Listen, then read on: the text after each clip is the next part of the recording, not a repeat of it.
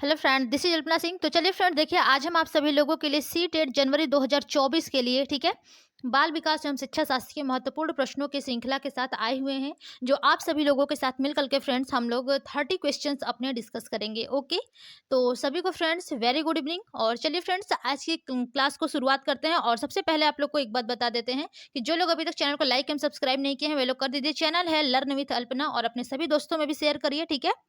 तो चलिए फ्रेंड्स, सबसे पहले हम लोग फटाफट से अपने पहले क्वेश्चन की ओर चलेंगे और देखते हैं सबसे पहला क्वेश्चन हमारा क्या कहता है, ठीक है। देखिए पहला क्वेश्चन है हमारा विकास, ठीक है। आपको बताना है कि विकास क्या है, ठीक है। पहला ऑप्शन है आपका एक अनिरंतर प्रक्रिया है, ठीक है। दूसरा है एक क्रमिक प्रक्रिया है। तीसरा है व्यक्तिगत कारकों से प्रभावित होता है लेकिन वातावरणीय कारकों से नहीं। और चौथा है वातावरणीय कारकों से प्रभावित होता है लेकिन व्यक्तिगत कारकों से नहीं, ठीक है। तो यहाँ पर देखिए फ्रेंड्स, जो आपका विकास है, ठीक है, ये एक क्रमिक प्रक्रिया है, यानी कि क्रम में होता है विकास जो होता है, ठीक है। तो यहाँ पर आपका सेकेंड ऑप्शन जो होगा वो बिल्कुल करेक्ट हो जाएगा। चलिए अगले क्वेश्चन की ओर चलेंगे फ्रेंड्स और देखते हैं हमारा अगला क्वेश्चन क्या है, ठीक है। देखिए अगला क्वेश्चन है कि निम्न में से कौन सा विकास को प्रभावित करने वाला वातावरणीय कारक है, ठीक है। आपको बताना है कि जो वातावरणीय कारक है उसी को आपको टिक करना है, ठीक है। पहला ऑप्शन है वंशाणु, दूसरा है आनुवंशिकता, तीसरा है परिपक्वता और चौथा है विद्यालय। तो देखिए फ्रेंड्स, यहाँ पर जो आपका वातावरणीय कारक है, ठीक है, वो आपका क्या हो जाएगा, विद्यालय। अगर अच्छा विद्यालय है तो आपका जो इन्वायरमेंट है, यदि वो अच्छा है तो आपका जो विकास होगा वो आपका बहुत ही बेहतरीन तरीके से हो सकेगा, ठीक है। क्योंकि बच्चा इन्वायरमेंट से बहुत ज्यादा प्रभावित होता है, ठीक है। तो यहाँ पर फोर्थ ऑप्शन जो होगा वो बिल्कुल करेक्ट होगा। अगले क्वेश्चन की ओर चलेंगे और देखते हैं हमारा अगला क्वेश्चन क्या है, ठीक है। देखिए अगला क्वेश्चन है फ्रेंड्स कि बहुत छोटे बच्चों के लिए निम्न में से कौन सा समाजीकरण की प्राथमिक और प्रधान घटक है, ठीक है। आपको बताना है कि जो बहुत छोटे बच्चे होते हैं उनके लिए कौन सा समाजीकरण की प्राथमिक और प्रधान घटक होता है। पहला ऑप्शन है जनसंचार, दूसरा है आपका सांस्कृतिक प्रचलन, और तीसरा है विद्यालय, और चौथा है परिवार। तो देखिए फ्रेंड, जो समाजीकरण की प्राथमिक और प्रधान घटक होता है वो आपका परिवार होता है, ठीक है। यानी कि ऑप्शन नंबर फोर्थ जो होगा वो बिल्कुल करेक्ट है। ओके, आई होप आप सभी लोगों को फ्रेंड्स समझ में आ रहा होगा। नहीं समझ में आ रहा होगा तो आप लोग हमें कमेंट बॉक्स में कमेंट कर सकते हैं। इसके लिए हम आप लोगों को और बेहतरीन तरीके से क्लास में समझाएंगे, ठीक है। चलिए अगले क्वेश्चन की ओर चलेंगे और देखते हैं हमारा अगला क्वेश्चन क्या है। देखिए अगला क्वेश्चन है फ्रेंड, जीन पियाजे के टॉपिक से लिया गया है, ठीक है। मोस्ट इंपॉर्टेंट आपके हैं ये जीन पियाजे सी-टेट के लिए। तो देखिए क्वेश्चन क्या कहता है कि जीन पियाजे के संज्ञानात्मक विकास सिद्धांत के अनुसार किस चरण पर अनैच्छिक क्रियाएं अधिगम का प्रधान और प्राथमिक माध्यम होती है, ठीक है। यानी कि जो जीन पियाजे का संज्ञानात्मक विकास का सिद्धांत है फ्रेंड्स, ठीक है, इसके अनुसार आपको बताना है कि किस चरण पर अनैच्छिक, ठीक है, अनैच्छिक क्रियाएं अधिगम का प्रधान और प्राथमिक माध्यम होती है। पहला ऑप्शन है आपका संवेदी गामक, दूसरा है पूर्व संक्रियात्मक, तीसरा मूर्त संक्रियात्मक और चौथा औपचारिक संक्रियात्मक। तो देखिए फ्रेंड्स, इसमें जो आपसे पूछा गया है कि अनैच्छिक यानी कि बच्चा कब है, वो आपका जन्म से लेकर के 2 वर्ष की अवस्था में है। जो बच्चा अनैच्छिक ही कार्य करता रहता है, ठीक है, तो उसका जो सीखने का कार्य होता है, जो अधिगम होता है, ठीक है, वह प्रधान और प्राथमिक माध्यम होता है। तो यहाँ पर आपका फर्स्ट ऑप्शन बिल्कुल करेक्ट होगा, जब बच्चा जन्म से लेकर के 2 वर्ष तक की आयु में होता है, ठीक है।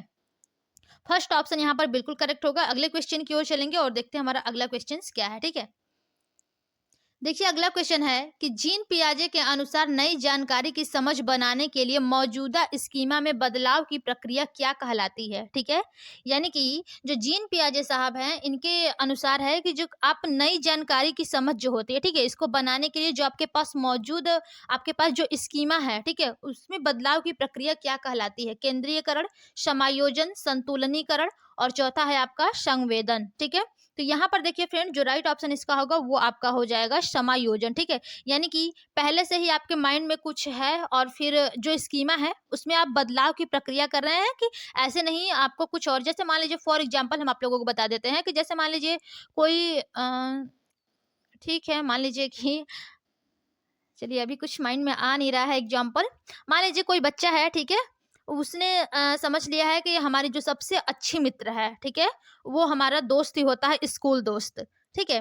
लेकिन देखिए ऐसा उसने सोचा है कि हमारा जो स्कूल दोस्त है वो सबसे अच्छा होता है। वो अपने पहले से वो अपने दिमाग में जो उसकी स्कीमा है वो अपना बना लिया है कि जो हमारा स्कूल दोस्त है बचपन का वो हमारा सबसे अच्छा दोस्त है। लेकिन आगे चल कर के कुछ वो उसे धोखा दे देता है या जो भी, ठीक है? फिर उसका कोई और दोस्त बनता है या फिर वो अपने भाई-बहन से ही माता-पिता से ज़्यादा लगाव रखने लगता है, तो फिर उसमें उसे समायोजन करना पड़ता है कि नहीं, ऐसा नहीं होता है कि केवल स्कूल दोस्त ही हमारे सबसे अच्छे दोस्त हो सकते हैं, ठीक है? तो इस प्रकार से आप समायोजन इसे कह सकते हैं। चलिए, ये हम अपने तरीके से एग्जांपल दिए हैं। आई होप आप लोगों को ये एग्जांपल समझ में आया होगा, ठीक है, समायोजन के लिए। चलिए, सेकंड ऑप्शन यहाँ पर बिल्कुल करेक्ट है फ्रेंड्स। अगले क्वेश्चन की ओर चलेंगे और देखते हैं हमारा अगला क्वेश्चंस क्या है, ठीक है? देखिए, अगला क्वेश्चन है आपका कि समीपस्थ विकास का क्षेत्र संप्रत्यय निम्न में से किसने प्रतिपादित किया था? पहला ऑप्शन है आपका जीरोम ब्रूनर, दूसरा ऑप्शन है बीएफ स्किनर, तीसरा लेव वाइगोत्स्की और चौथा है हावर्ड गार्डनर, ठीक है? यानी कि जो समीपस्थ विकास का क्षेत्र है फ्रेंड्स वो आपके लेव वाइगोत्स्की द्वारा प्रतिपादित किया गया है, ठीक है? जिसे जेडपीडी कहा जाता है, समीपस्थ विकास का क्षेत्र, ठीक है? तो 6 का आपका ऑप्शन नंबर 3 होगा बिल्कुल करेक्ट। चलिए अगले क्वेश्चन की ओर चलेंगे और देखिए मोस्ट इंपॉर्टेंट, ये आपके पेपर 1 पेपर 2 दोनों के लिए बहुत ही अच्छे लेवल के क्वेश्चंस हैं, ठीक है? और ये प्रीवियस ईयर क्वेश्चन पेपर में आए हुए हैं। देखिए क्वेश्चन है आपका अगला कि लेव वाइगोत्स्की ने विकास को, ठीक है, खाली स्थान है, उसके आगे है से, फिर खाली स्थान में बदलाव के रूप में परिकल्पित किया है। यानी कि जो लेव वाइगोत्स्की हैं इन्होंने विकास को किस से फिर किस में, ठीक है, किस से किस में बदलाव के रूप में परिकल्पित किया है। पहला ऑप्शन है स्कीमा संप्रत्यय, तो आप लोग देखिए जो स्कीमा है वो आपका जीन पियाजे का है, ठीक है, तो लेव वाइगोत्स्की का तो होगा नहीं, ठीक है। दूसरा ऑप्शन है सामाजिक स्तर पर सहभागी क्रियाओं अनुग्रहित प्रक्रियाओं, तो देखिए सामाजिक है तो आप लेव वाइगोत्स्की से समझ सकते हैं, ठीक है। तो यहाँ पर ये कुछ हद तक ठीक है, बट हम लोग तीसरा देखेंगे। तीसरा है अनैच्छिक क्रियाओं स्कीमा, तो यहाँ पर भी देखिए स्कीमा आ रहा है तो ये आपके जीन पियाजे का है, तो लेव वाइगोत्स्की का होगा नहीं, ठीक है। और चौथा है व्यक्तिगत प्रक्रियाओं से बाह्य प्रक्रियाओं, तो देखिए जो लेव वाइगोत्स्की का विकास है ये व्यक्तिगत प्रक्रियाओं से बाह्य प्रक्रियाओं में बदलाव के रूप में परिकल्पित करता है, ये तो आपका नहीं होगा, ठीक है। तो यहाँ पर देखिए जो सबसे करेक्ट ऑप्शन होगा वो आपका ऑप्शन नंबर 2 होगा कि लेव वाइगोत्स्की ने विकास को सामाजिक स्तर पर सहभागी क्रियाओं से अनुग्रहित प्रक्रियाओं में बदलाव के रूप में परिकल्पित किया है, ठीक है। तो सेकंड ऑप्शन जो होगा वो बिल्कुल करेक्ट होगा। चलिए अगले क्वेश्चन की ओर चलेंगे और देखते हैं हमारा अगला क्वेश्चन क्या है। ओ 1 मिनट, ये क्या हो रहा है?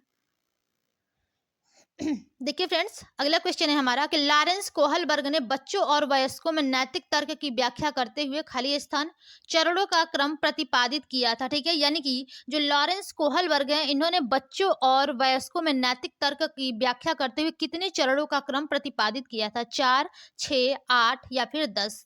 तो देखिए जो सही ऑप्शन होगा वो आपका हो जाएगा ऑप्शन नंबर 2 यानी कि 6, ठीक है। 6 चरणों में, इनके 3 दिए गए थे स्तर और उसमें 6 चरण हैं, ठीक है। तो ध्यान दीजिएगा ऑप्शन नंबर 2 ही बिल्कुल करेक्ट होगा। चलिए अगले क्वेश्चन की ओर चलते हैं और देखते हैं हमारा अगला क्वेश्चन क्या है। देखिए अगला क्वेश्चन है कि संरचनावादी उपागम के अनुसार निम्न में से कौन से घटक को विद्यार्थियों में नहीं बढ़ाना चाहिए? यानी कि जो संरचनावादी उपागम होता है, ठीक है, इसके अनुसार कौन से घटक को विद्यार्थियों में नहीं बढ़ाना चाहिए? समस्या समाधान, ये तो बहुत अच्छा होता है, इसको बढ़ाना चाहिए, ठीक है।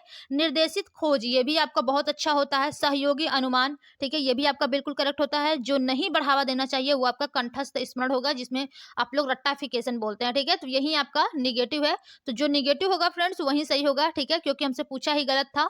तो आपका राइट ऑप्शन जो होगा वो आपका ऑप्शन नंबर 4 होगा। ओके, चलिए अगले क्वेश्चन की ओर चलते हैं और देखते हैं हमारा अगला क्वेश्चन क्या है, ठीक है। देखिए अगला क्वेश्चन है आपका कि बुद्धि लब्धि, ठीक है, आईक्यू परीक्षणों के संदर्भ में निम्नलिखित में से कौन सा कथन सही है? ठीक है, पहला ऑप्शन है वे बहुत व्यापक तरीके से बुद्धि को मापते हैं, ठीक है। दूसरा है बुद्धि लब्धि परीक्षणों में मापने की एक निश्चित प्रकार की त्रुटि है, ठीक है, त्रुटि है। और तीसरा ऑप्शन देखेंगे क्या है। तीसरा है कि बुद्धि लब्धि परीक्षण किसी भी प्रकार के सांस्कृतिक पूर्वाग्रह से मुक्त हैं। और चौथा है कि बुद्धि लब्धि हमेशा अत्यधिक विश्वसनीय होते हैं। तो ऐसा बिल्कुल नहीं है फ्रेंड्स। देखिए जो आपका बुद्धि लब्धि परीक्षण होता है, ठीक है, इसके संदर्भ में कौन सा कथन सही है, तो आपका जो मोस्ट इंपॉर्टेंट और बिल्कुल 100% श्योर सही है, ठीक है, वो आपका ये होगा ऑप्शन नंबर 2 की जो बुद्धि लब्धि परीक्षण होता है उसमें मापने की एक निश्चित प्रकार की त्रुटि है, ठीक है, मापन की या फिर मापने की एक निश्चित प्रकार की उसमें त्रुटि होती है। ठीक है, यहाँ पर सेकंड ऑप्शन आपका करेक्ट होगा। चलिए अगले क्वेश्चन की ओर चलेंगे और देखते हैं हमारा अगला क्वेश्चन क्या है, ठीक है। ये क्वेश्चन थोड़ा सा लॉन्ग है फ्रेंड्स, तो इसको हम लोग छोटा कर लेंगे ताकि स्क्रीन पे जो क्वेश्चन है वो पूरी तरीके से आ जाए, ठीक है। देखिए हमारा क्वेश्चन है कि सिद्धांतवादी भाषा और विचार के मध्य, ठीक है, सिद्धांतवादी भाषा और विचार के मध्य संबंध की अवधारणात्मक समझ के बारे में मतभेद रखते हैं, जबकि जीन पियाजे का मानना है कि खाली स्थान को प्रभावित करता है, ठीक है। ले वाइगोत्स्की का सुझाव है कि निर्देशित करता या करती है किसको, ठीक है। तो यहाँ पर देखिए पहला ऑप्शन है संज्ञान भाषा, भाषा और विचार, ठीक है। दूसरा ऑप्शन है आपका भाषा संज्ञान, फिर है भाषा विचार और भाषा, ठीक है। तीसरा है वातावरण भाषा और आनुवंशिकता विचार, और चौथा है आपका विचार आनुवंशिकता भाषा वातावरण, ठीक है। तो देखिए फ्रेंड्स, यहाँ पर आपका क्या होगा, सबसे पहले आपको बताना है कि जो जीन पियाजे है उनका मानना क्या होता है कि जो सिद्धांतवादी भाषा और विचार के मध्य संबंधों की अवधारणात्मक समझ है, ठीक है, इसके बारे में ये लोग क्या मतभेद रखते हैं। तो जीन पियाजे क्या रखेंगे फ्रेंड्स, इनका देखिए जो संज्ञान होता है, ठीक है, और भाषा होता है, ठीक है। जीन पियाजे का मानना है कि जो संज्ञान होता है वो भाषा को प्रभावित करता है, जो कि बिल्कुल सही है। तो देखिए यहाँ पर ऑप्शन नंबर फर्स्ट में है संज्ञान भाषा, ठीक है। तो जो संज्ञान होता है वो भाषा को प्रभावित करता है, लेकिन लेवाइगोस्की का सुझाव है कि जो भाषा होता है वो विचार को प्रभावित करता है, ठीक है। तो यहाँ पर आपका ऑप्शन नंबर फर्स्ट ही बिल्कुल करेक्ट होगा। ओके, चलिए अगले क्वेश्चन की ओर चलेंगे और देखेंगे हमारा अगला क्वेश्चन क्या है। ओके, देखिए क्वेश्चन है कि पाठ्य पुस्तकों में महिलाओं की तुलना में पुरुषों को अधिक प्रतिनिधित्व होना किसका उदाहरण है, ठीक है। जेंडर पूर्वाग्रह, जेंडर समता, जेंडर समानता, जेंडर निष्पक्षता, ठीक है। एक बार क्वेश्चन को फिर से समझिएगा कि जो पाठ्य पुस्तकों में महिलाओं की तुलना में पुरुषों का अधिक प्रतिनिधित्व होना किसका उदाहरण है। तो ये आपका जेंडर पूर्वाग्रह का होगा, ठीक है। फर्स्ट आंसर जो होगा वो बिल्कुल करेक्ट होगा। ओके फ्रेंड्स, अगले क्वेश्चन की ओर चलेंगे और देखते हैं हमारा अगला क्वेश्चन क्या है। क्वेश्चन थोड़ा सा लॉन्ग है, ठीक है। देखिए आपका अगला क्वेश्चन है कि एक शिक्षक या फिर शिक्षिका को, ठीक है, आगे देखते हैं ऑप्शन में क्या है। पढ़ाने के दौरान विद्यार्थियों के सीखने की गति पर ध्यान देना चाहिए, ऐसा होना चाहिए, बिल्कुल होना चाहिए। अगला ऑप्शन भी देख लेंगे क्या है। पढ़ने के दौरान विद्यार्थियों के सीखने की गति को अनदेखा कर देना चाहिए। देखिए अनदेखा करना आपका नेगेटिव होता है, ध्यान दीजिएगा, ठीक है। तीसरा है केवल अच्छा निष्पादन करने वाले विद्यार्थी की गति पर ध्यान देना चाहिए। देखिए जो केवल आ जाता है, ठीक है, यानी कि जब केवल एक ही व्यक्ति अगर अच्छा है तो क्या आप उसी पर ध्यान देंगे, आप टीचर है तो ऐसा बिल्कुल नहीं होना चाहिए, ठीक है। आपको सभी विद्यार्थियों पर पूरा पूरा ध्यान देना है, न कि उसमें पक्षपात करना है बच्चों में, ठीक है। तो ये आपका नहीं होगा।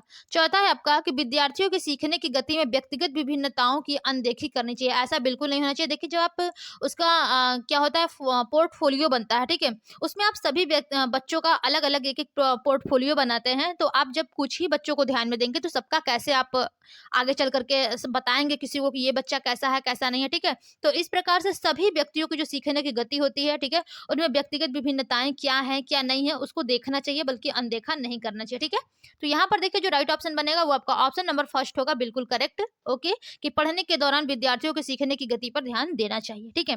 चलिए अगले क्वेश्चन की ओर चलेंगे और देखते हैं हमारा अगला क्वेश्चन क्या है। ओके फ्रेंड्स,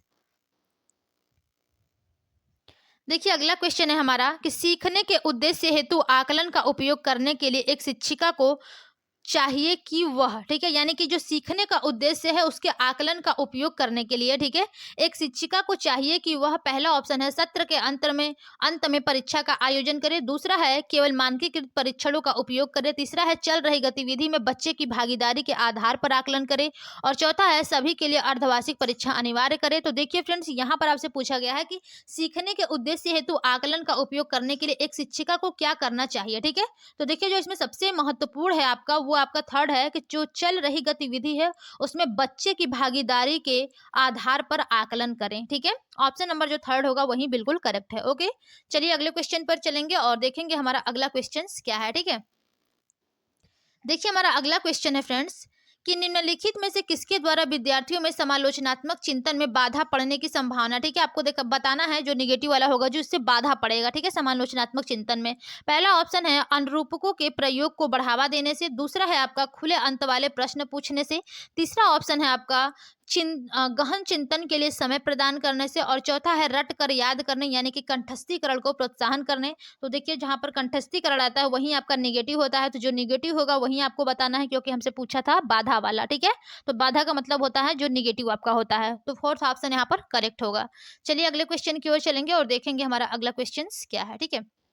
क्वेश्चन है आपका कि निम्न सामाजिक आर्थिक समूहों से संबंध रखने वाले विद्यार्थियों के सफल समावेशन हेतु कौन सी बात महत्वपूर्ण है। ठीक है, यानी कि जो निम्न आर्थिक और सामाजिक या फिर सामाजिक और आर्थिक समूह से संबंध रखने वाले विद्यार्थी हैं, उनके सफल समावेशन हेतु कौन सी बात सबसे महत्वपूर्ण है। पहला ऑप्शन है आपका मानकीकृत पाठ्यचर्या द्वारा शिक्षण। तो देखिए जो मानकीकृत होता है फ्रेंड्स वो आपका अच्छा नहीं होता। ठीक है, दूसरा ऑप्शन है उनके सामाजिक सांस्कृतिक परिवेश को अनदेखी करना। देखिए अनदेखी तो आप नहीं करेंगे यहाँ पर। ठीक है, उनके जो सामाजिक सांस्कृतिक उनका परिवेश है उसको देखना चाहिए कैसा है बच्चे का। ठीक है, कैसा नहीं है। ठीक है, इस पर आपको ध्यान देना चाहिए। तीसरा ऑप्शन है पारस्परिकता के बोध का विकास करने वाली विद्यालयी संस्कृति को समुन्नत करना। ठीक है, और चौथा केवल प्रभुत्व। देखिए जहां पर केवल आता है फ्रेंड्स ये आपका निगेटिव ज्यादातर होता है। ठीक है, तो हम इसे निगेटिव मान लेते हैं क्योंकि हमें पॉजिटिव आंसर यहाँ पर मिल गया है ऑप्शन नंबर थर्ड। ठीक है, तो यहाँ पर देखिए फ्रेंड्स जो ऑप्शन नंबर थर्ड है आपका कि पारस्परिकता के बोध का विकास करने वाली विद्यालयी संस्कृति को समुन्नत करना। ठीक है, यही आपके जो सामाजिक आर्थिक यानी कि जो निम्न सामाजिक आर्थिक समूहों से संबंध रखने वाले विद्यार्थी हैं उनके सफल समावेशन हेतु ये सबसे महत्वपूर्ण बात है। ठीक है, तो थर्ड ऑप्शन आपका बिल्कुल करेक्ट होगा। चलिए अगले क्वेश्चन की ओर चलेंगे और देखते हैं हमारा अगला क्वेश्चन क्या है। ठीक है, देखिए अगला क्वेश्चन है कि गलत शब्द जोड़ना, शब्दों को अनियमित रूप से बदलना और छोड़ देना। ठीक है, वाक्यों में शब्दों के क्रम को इधर उधर कर देना, यह सभी किसके स्पष्ट संकेत हैं। पहला ऑप्शन है अधिगम अक्षमता, दूसरा ऑप्शन है श्वलीनता यानी कि ऑटिज्म, और तीसरा है आपका ध्यानाभाव एवं अति सक्रियता विकार यानी कि एडीएचडी, और चौथा है श्रवण बाधिता। तो देखिए आपको बताना है कि जहां पर आप गलत शब्दों को जोड़ रहे हैं या फिर जो शब्द हैं उनको अनियमित रूप से बदल रहे हैं और छोड़ दे रहे हैं। ठीक है, और वाक्यों के जो शब्द हैं उनको उनका जो क्रम है उसको इधर उधर कर दे रहे हैं। ठीक है, तो इस प्रकार से ये जो स्पष्ट संकेत देते हैं। ठीक है, ये किसका संकेत है। तो देखिए यहाँ पर आपका जो अधिगम अक्षमता वाले होते हैं यानी कि जो पढ़ने में अक्षम होते हैं, डिस्लेक्सिया से ग्रसित होते हैं ना, वो लोग ऐसा करते हैं। ठीक है, तो यहाँ पर फर्स्ट ऑप्शन आपका बिल्कुल करेक्ट हो जाएगा। अगला क्वेश्चन है आपका फ्रेंड्स कि दृष्टि बाधित विद्यार्थियों के समावेशन को सफल बनाने के लिए निम्नलिखित में से कौन सा कारक एक बाधक बन सकता है। ठीक है, यानी कि जो दृष्टि बाधित विद्यार्थियों के समावेशन को सफल बनाने के लिए, ठीक है, निम्नलिखित में से कौन सा कारक एक बाधक। देखिए निगेटिव वाला आपको बताना है, जब बाधक पूछता है तो आपको निगेटिव वाला बताना। ठीक है, पहला ऑप्शन है इलेक्ट्रॉनिक रूप से अभिरूपित व्याख्यान टिप्पणियां यानी कि नोट, दूसरा ऑप्शन है रिकॉर्ड किए गए श्रव्य व्याख्यान, तीसरा है चित्रात्मक सामग्रियों के स्पर्शनीय प्रतिमान यानी कि मॉडल, और चौथा है लिखित विवरण और आरेख। तो देखिए यहाँ पर जब बच्चे देख ही नहीं सकते हैं, ठीक है, तो ये आपका लिखित विवरण और आरेख ही होना चाहिए और यही होगा भी। ठीक है, यानी कि ऑप्शन नंबर जो फोर्थ होगा फ्रेंड्स वही आपका बिल्कुल करेक्ट होगा कि जो लिखित विवरण और आरेख होता है, क्योंकि जो लिखित वाला सामग्री होगा वो दृष्टिबाधित बच्चा है तो देख नहीं सकता है। ठीक है, आरेख आप कुछ भी खींच रहे हैं बच्चा समझ नहीं पाएगा क्योंकि वो देख नहीं सकता है। ठीक है, बाकी सब आपके पॉजिटिव हैं, जो निगेटिव है जो बाधक डालेंगे वो आपका ऑप्शन नंबर फोर्थ है। चलिए अगला क्वेश्चन की ओर चलेंगे और देखते हैं हमारा अगला क्वेश्चन क्या है। ठीक है, देखिए क्वेश्चन है फ्रेंड्स कि स्वलीनता ग्रसित विद्यार्थी विशिष्ट रूप से किस व्यवहार को प्रदर्शित करते हैं, यानी कि जो व्यक्ति स्वलीन है, ठीक है, स्वलीनता से ग्रसित विद्यार्थी हैं वो विशिष्ट रूप से किस व्यवहार को प्रदर्शित करते हैं। पहला ऑप्शन है उत्कृष्ट मौखिक संप्रेषण कौशल, तीसरा है अति क्रियाशीलता, चौथा है पुनरावृत्ति आचरण यानी कि व्यवहार, ठीक है, और चौथा है सामाजिक अंतरक्रियाओं के लिए उत्साह। तो यहाँ पर देखिए जो स्वलीनता ग्रसित विद्यार्थी हैं वो विशिष्ट रूप से किस व्यवहार को प्रदर्शित करते हैं। तो देखिए फ्रेंड जो पुनरावृत्ति आचरण होता है यानी कि जो पुनरावृत्ति व्यवहार करना होता है वही इस व्यवहार को प्रदर्शित करते हैं। कौन? स्वलीनता ग्रसित जो विद्यार्थी होते हैं। ठीक है, तो यानी कि ऑप्शन नंबर थर्ड यहाँ पर बिल्कुल करेक्ट होगा। ओके फ्रेंड्स, चलिए अगले क्वेश्चन की ओर चलेंगे और देखते हैं हमारा अगला क्वेश्चन क्या है। तो देखिए हमारा अगला क्वेश्चन है कि प्रतिभाशाली विद्यार्थियों के बारे में निम्नलिखित में से कौन सा सही है। ठीक है, जो प्रतिभाशाली विद्यार्थी हैं वो इनमें से कौन सा सही है। पहला ऑप्शन है वे अत्यधिक प्रयासों द्वारा सीखते हैं, ऐसा बिल्कुल नहीं है। प्रतिभाशाली जो व्यक्ति होते हैं वो बहुत जल्दी सीख जाते हैं किसी भी चीज को। ठीक है, दूसरा ऑप्शन है वे जानकारी को समझने में अधिक समय लेते हैं, बिल्कुल नहीं। कोई भी जानकारी होती है, कोई भी न्यूज होती है वो फटाक से उसे समझ जाते हैं क्योंकि जो उनका IQ लेवल होता है वो 130 से प्लस होता है। ठीक है, और तीसरा ऑप्शन है उनमें औसत से अधिक क्षमता होती है। हाँ, ये हम मान सकते हैं कि उनमें औसत से अधिक क्षमता होती है, ठीक है। और चौथा है कि उनके विचारों में रचनात्मक और मौलिकता की कमी होती है, जो कि बिल्कुल नहीं, उनमें जो रचनात्मकता होती है, मौलिकता होती है, वो बहुत ज्यादा होती है उनमें, ठीक है। तो यहाँ पर देखिए फ्रेंड, जो सबसे करेक्ट ऑप्शन बनेगा वो आपका ऑप्शन नंबर थर्ड होगा कि उनमें औसत से अधिक क्षमता होती है, ठीक है, किसमें, प्रतिभाशाली विद्यार्थी में, ठीक है, क्योंकि इनका आईक्यू लेवल जो होता है वो 130 से ज्यादा होता है, ठीक है, 150 तक या फिर उससे भी ज्यादा चला जाता है प्रतिभाशाली विद्यार्थियों का। तो यहाँ पर आपका ऑप्शन नंबर थर्ड हो जाएगा, बिल्कुल करेक्ट। अगले क्वेश्चन की ओर चलेंगे और देखेंगे हमारा अगला क्वेश्चन क्या कहता है, ठीक है। देखिए फ्रेंड्स, हमारा जो क्वेश्चन है ये आपका अभिकथन और कारक वाले हैं, ठीक है। देखिए सबसे पहला हमारा अभिकथन क्या कहता है कि प्राथमिक कक्षाओं में विद्यार्थियों को पढ़ाने के लिए शिक्षक को प्रमुख रूप से व्याख्यान पद्धति का उपयोग करना चाहिए। जी बिल्कुल नहीं, क्योंकि यहाँ पर प्राथमिक कक्षाओं की बात की जा रही है। जब आप व्याख्यान पद्धति का उपयोग करेंगे तो बच्चा क्या समझेगा, क्योंकि बच्चा तो 1 से लेकर के 5 में ही है, ठीक है। तो उसे बोर्ड की सहायता पड़ेगी, शब्द दृश्य सामग्री से आप उसे पढ़ाएंगे तभी आपको वो पॉजिटिव आंसर मिलेगा आपको, ठीक है। यहाँ पर व्याख्यान पद्धति उच्च कक्षाओं के लिए होती है, न कि निम्न कक्षाओं के लिए, ठीक है। तो ये आपका तो गलत हो जाएगा अभिकथन। तर्क देखते हैं क्या है। देखिए तर्क है कि सीखने की प्रक्रिया सबसे ज्यादा तब प्रभावी होती है जब वह निष्क्रिय श्रवण के माध्यम के द्वारा की जाए। तो बिल्कुल गलत फ्रेंड्स। देखिए जब आपकी जो सीखने की जो सबसे ज्यादा प्रभावी होता है, जो सीखने की प्रक्रिया है, ठीक है, वो सक्रिय श्रवण के माध्यम से होगा, न कि निष्क्रिय, ठीक है। तो ये दोनों ही गलत होगा। चलिए देखते हैं कौन से ऑप्शन में। देखिए ऑप्शन नंबर फोर्थ में है फ्रेंड्स कि ए और आर दोनों ही गलत है, ठीक है। तो जो गलत है वही सही होगा यहाँ पर, ठीक है। ऑप्शन नंबर फोर्थ होगा, बिल्कुल करेक्ट। चलिए अगले क्वेश्चन की ओर चलेंगे और देखते हैं हमारा अगला क्वेश्चन क्या कहता है, ठीक है।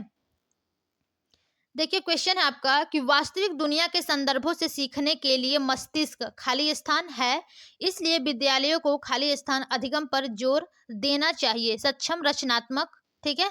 दूसरा ऑप्शन है आपका असक्षम अन्वेषण, तीसरा है सक्षम पाठ्यपुस्तक आधारित और चौथा है असक्षम गैर संदर्भित, ठीक है। तो देखिए असक्षम तो होगा नहीं, यहाँ पर पाठ्यपुस्तक आधारित नहीं होगा और यहाँ पर असक्षम भी नहीं होगा, ठीक है। यानी कि हमारा पहला जो ऑप्शन था सक्षम और रचनात्मक, यही दोनों सही होगा कि जो वास्तविक दुनिया के संदर्भों से सीखने के लिए मस्तिष्क है, ठीक है, वो सक्षम है, इसलिए विद्यालयों को रचनात्मक अधिगम पर जोर देना चाहिए, ठीक है फ्रेंड्स। तो यहाँ पर आपका फर्स्ट ऑप्शन जो है वो बिल्कुल करेक्ट होगा। ओके, चलिए अगले क्वेश्चन की ओर चलेंगे और देखते हैं हमारा अगला क्वेश्चन क्या है, ठीक है। देखिए अगला क्वेश्चन है आपका कि रचनावाद किसका समर्थन करता है, ठीक है। आपको बताना है कि जो रचनावाद होता है वो किसका समर्थन करता है। पहला ऑप्शन है शिक्षार्थियों द्वारा नए ज्ञान के सृजन का, दूसरा है शिक्षकों द्वारा नए ज्ञान की अस्वीकृति का, और तीसरा ऑप्शन है कि पहले से अर्जित ज्ञान के पुनरुत्पादन का, और चौथा है रटकर याद किए गए ज्ञान के प्रदर्शन का। तो देखिए फ्रेंड्स, आपको बताना है कि जो रचनावाद किसका समर्थन करता है, ठीक है। तो जो रचनावाद देखिए फ्रेंड्स होता है उसमें आपका जो शिक्षार्थियों द्वारा नए ज्ञान को सृजन करना होता है, ठीक है, ये इसी को समर्थित करता है या फिर समर्थन करता है, ठीक है। तो यहाँ पर फर्स्ट ऑप्शन जो होगा वो बिल्कुल करेक्ट है। ओके फ्रेंड्स, चलिए अगले क्वेश्चन की ओर चलेंगे और देखते हैं हमारा अगला क्वेश्चन क्या है, ठीक है। क्वेश्चन है कि कक्षा में सभी शिक्षार्थियों को शामिल करने के लिए खाली स्थान विविध साधन प्रदान करना महत्वपूर्ण है। यानी कि कक्षा में सभी विद्यार्थियों को शामिल करने के लिए कौन से विविध साधन प्रदान करना महत्वपूर्ण है। पहला ऑप्शन है संलग्नता, यानी कि शामिल करने के, ठीक है। दूसरा है प्रतिस्पर्धा, तीसरा भेदभाव के, और चौथा है अबोध गम्यता। तो देखिए फ्रेंड्स, अबोध गम्यता तो होगा नहीं, बच्चों को समझ में आना चाहिए, ठीक है। भेदभाव नहीं करना है, प्रतिस्पर्धा यानी कि कंपटीशन नहीं रखना है, तो सबसे अच्छा आपका होगा शामिल करने के, यानी कि संलग्नता के, ठीक है। तो यहाँ पर जो ऑप्शन नंबर फर्स्ट होगा वही बिल्कुल करेक्ट होगा कि कक्षा में सभी शिक्षार्थियों को शामिल करने के लिए संलग्नता यानी कि शामिल करने के विविध साधन प्रदान करना महत्वपूर्ण है, ठीक है। ऑप्शन नंबर फर्स्ट यहाँ पर बिल्कुल करेक्ट होगा। चलिए अगले क्वेश्चन की ओर चलेंगे और देखते हैं हमारा अगला क्वेश्चन क्या है, ठीक है। क्वेश्चन है कि एक समस्या को कई मध्यवर्ती, ठीक है, एक समस्या को कई मध्यवर्ती उपलक्ष्यों में विभाजित करने की युक्ति और फिर प्रत्येक मध्यवर्ती उपलक्ष्यों को हल करने के साधनों का पता लगाना क्या कहलाता है। यानी कि कोई समस्या है, ठीक है, उसके कई मध्यवर्ती उपलक्ष्यों में विभाजित करने की युक्ति और फिर प्रत्येक मध्यवर्ती उपलक्ष्य को हल करने के साधनों का पता लगाना क्या कहलाता है। पहला ऑप्शन है मौखिकीकरण। यहाँ पर फ्रेंड्स आपका मौखिकीकरण तो बिल्कुल ही नहीं होगा, ठीक है।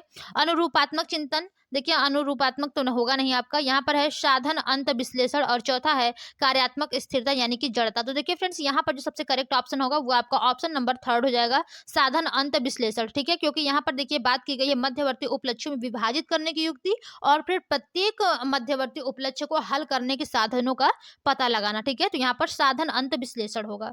ओके, ऑप्शन नंबर आपका जो थर्ड होगा वही बिल्कुल करेक्ट होगा। अगले क्वेश्चन की ओर चलेंगे फ्रेंड्स, ठीक है। देखिए फिर से आपके यहाँ पर अभिकथन और विकल्प वाले जो तर्क वाले क्वेश्चन है वो आ गए हैं, ठीक है। सबसे पहले हम लोग अपना अभिकथन देखेंगे क्या कहता है। देखिए अभिकथन है कि अध्यापकों को पढ़ाई जाने वाली अवधारणाओं के बारे में विद्यार्थियों के सहज यानी कि नाइव, ठीक है, सिद्धांतों के बारे में जानना चाहिए और उसी के आधार पर पाठ आगे बढ़ाना चाहिए। तो देखिए ये बिल्कुल सही बात की गई है कि जो अध्यापक होते हैं उनको जो पढ़ाई जाने वाली अवधारणा है, ठीक है, इनके बारे में विद्यार्थियों को सहज सिद्धांतों के बारे में जानना चाहिए और उसी के आधार पर पाठ को आगे बढ़ाना चाहिए, जो कि बिल्कुल सही होता है, ठीक है। और तर्क है आपका कि विद्यार्थियों के सहज सिद्धांत एक प्रकार की वैकल्पिक अवधारणाएं होती हैं और आगे के अधिगम में बहुत मायने रखती हैं। तो यहाँ पर देखिए ये भी आपका बिल्कुल सही है कि जो विद्यार्थी की सहज सिद्धांत होती है, ठीक है, इसमें एक प्रकार की वैकल्पिक अवधारणाएं होती हैं और आगे के अधिगम में बहुत मायने रखती हैं, ठीक है। तो देखिए दोनों ही आपके सही है फ्रेंड्स। तो चलिए ऑप्शन देखेंगे क्या है। देखिए ऑप्शन नंबर फर्स्ट में ही दिया है कि ए और आर दोनों सही है और जो आर है वो ए की सही व्याख्या करता है, ठीक है। तो ऑप्शन नंबर आपका फर्स्ट ही बिल्कुल करेक्ट होगा। ओके, चलिए अगले क्वेश्चन की ओर चलेंगे और देखते हैं हमारा अगला क्वेश्चन क्या है, ठीक है। अगला क्वेश्चन देखिए फ्रेंड्स, फिर से आपके अभिकथन और कारक वाले आ गए हैं, ठीक है। क्वेश्चन को छोटा कर लेते हैं ताकि हमारे जो आंसर है ऑप्शन, ठीक है, वो भी आपकी स्क्रीन पर आ जाए। देखिए अभिकथन है आपका इस क्वेश्चन का कि विद्यालय को ऐसी शिक्षण शास्त्रीय प्रतिधियों, ठीक है, विद्यालय को ऐसी शिक्षण शास्त्रीय प्रतिधियों को बढ़ावा देना चाहिए जो केवल सीखी गई सामग्री के पुनरुत्पादन पर जोर न दे, ठीक है। तो देखिए फ्रेंड्स ये बिल्कुल सही है कि जो सीखी गई सामग्री है उसका पुनरुत्पादन पर जोर न दे। तो ऐसा बिल्कुल सही होता है कि जो विद्यालय है, ठीक है, उसको एक ऐसे शिक्षण साथी प्रतिधियों को बढ़ावा देना चाहिए, ठीक है। दूसरा है आपका आगे तर्क, ठीक है, संवेग और संज्ञान एक दूसरे से अलग हैं यानी कि पृथक हैं।